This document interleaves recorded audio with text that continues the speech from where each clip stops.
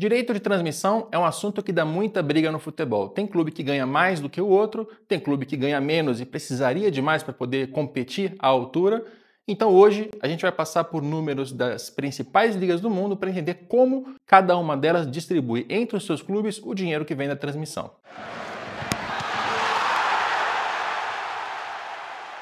Todos os dados que eu vou citar aqui hoje saíram dos balanços financeiros dos clubes. Eu fiz aqui um trabalho no Sport Insider, a minha empresa que cobre negócios do esporte, e tem um relatório que você pode baixar se você quiser em sportinsider.com.br ou aqui mesmo no Estadão, na minha coluna eu vou deixar o link para você encontrar esse relatório lá na íntegra. E eu faço esse convite porque senão fica muito número aqui no vídeo. Mas já se prepara, porque a gente vai falar de muito número passando por cada um desses países. Primeiro a gente vai olhar para a Colômbia. A Colômbia é um país que fatura 31 milhões de euros com os seus direitos de transmissão da primeira divisão. Eu vou sempre falar as moedas em euros para facilitar a comparação com os europeus, mas saiba que, no caso dos colombianos, são contratos de bilhões de pesos colombianos. E, aliás, aqui está um ponto que nos desfavorece na América do Sul. Como todas as nossas moedas são muito mais fracas em relação ao euro, na hora de fazer a comparação, a gente fica para trás mesmo. Agora, como é que a Colômbia divide esse valor entre os clubes da primeira divisão? Aqui a comparação vai sempre funcionar assim. Qual a diferença entre o primeiro colocado e o 10º colocado na lista de distribuição, de maiores faturamentos com mídia? E qual é a diferença do primeiro para o 20º? E na Colômbia, a diferença do primeiro para o 10º é de 1,2 vezes, enquanto a diferença do primeiro para o último é de 3,5 vezes. O que significa que o primeiro lugar, o Santa Fé, com 9 bilhões de pesos colombianos, tem um faturamento 3,5 vezes maior do que o Fortaleza, que tem apenas 2,5 bilhões de pesos colombianos. Agora, traçando um paralelo com o Chile, é um mercado que gera ali 53 milhões de euros com seus direitos de TV. E quando ele faz a distribuição, ele tem 3 clubes que se beneficiam, que recebem mais do que os outros. São eles o Colo-Colo, a Universidade Católica e a Universidade de Chile. E todos os outros têm cotas ali praticamente idênticas, cada um com 3,4 bilhões de pesos chilenos. Então a diferença entre o primeiro e aquele que está no meio é de 1,5, 1,5 vezes, e a diferença do primeiro para o último é de 1,6. É a menor diferença que a gente vai encontrar em todas as ligas que a gente vai conversar aqui hoje, o que dá um sinal de que os chilenos, apesar de faturarem muito menos do que as ligas europeias ou mesmo o Brasil, eles têm uma distribuição muito mais favorável, muito mais equilibrada para o todo da primeira divisão. Os 3 grandes clubes recebem mais, mas eles recebem só 1,5 vezes a mais do que todos os demais. Falando agora de Brasil, é um país que tem um faturamento com televisão em 2024 próximo a 350 milhões de euros. O Flamengo é o clube que mais fatura naquela temporada e ele tem 3 vezes de diferença em relação ao 10º colocado. E a diferença do primeiro para o último, ou seja, do Flamengo para o Cuiabá, é de 7,2 vezes. É a maior desigualdade entre todas as ligas que a gente vai mostrar aqui hoje. Tanto aquelas sul-americanas, que dá para fazer o levantamento, quanto na comparação com os europeus. É bom colocar em contexto que em 2024 a gente estava no último ano do ciclo da Globo, 2019 até 2024. Agora, 25, começou um novo contrato que foi negociado por meio da Libra, por meio da LFU, e cada uma delas tem os seus parceiros de mídia. Os valores de 2025, a gente ainda não sabe exatamente como eles vão se distribuir, porque eles dependem de uma fórmula, que é mais ou menos 40-30-30. Pega todo o dinheiro da primeira divisão, 40% são iguais para todos, 30% são distribuídos de acordo com a posição na tabela e 30% de acordo com a audiência das partidas. Eu digo mais ou menos 40-30-30 porque essa é a fórmula da Libra.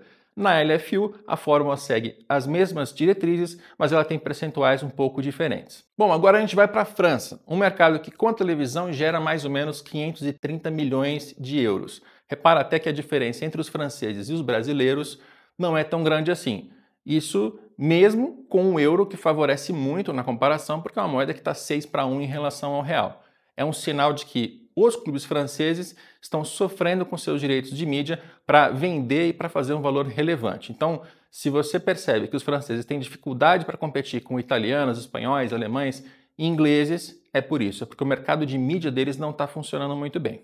E falando da distribuição, que é esse o nosso assunto principal, o PSG tem uma diferença de 1,9 vezes, ou seja, quase 2 vezes em relação ao meio da tabela, e de 3,7 vezes em relação ao último. Então perceba que mesmo sendo o PSG um clube que hoje é muito maior do que os outros, quando se consideram as receitas não só com televisão, mas também com patrocínio, com estádio, com venda de jogador, no todo o PSG tem muito mais dinheiro do que os adversários.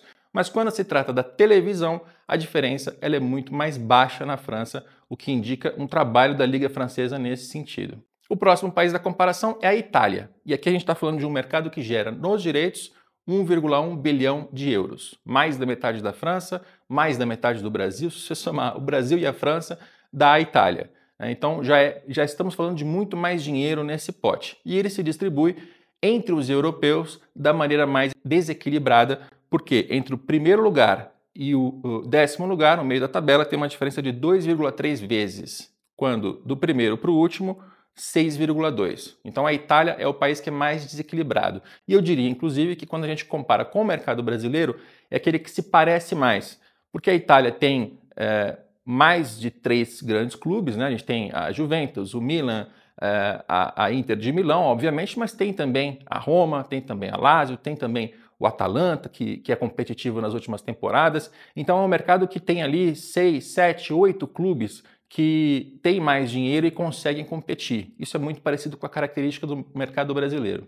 Na sequência, a Espanha, que aliás é uma referência que os clubes brasileiros tomaram quando eles estavam discutindo Libra, LFU, como é que fariam a distribuição aqui a partir de 2025, a Espanha foi muito citada por causa do modelo da La Liga, que é basicamente um modelo que, a partir de 2015, 2016, percebeu que não poderia privilegiar demais Real Madrid e Barcelona. Teve ali uma intervenção estatal, inclusive, um decreto real, e com isso eles mudaram a maneira como se distribuía o dinheiro, e hoje ela é muito mais equilibrada do que era 10, 15 anos atrás. E quanto equilibrada?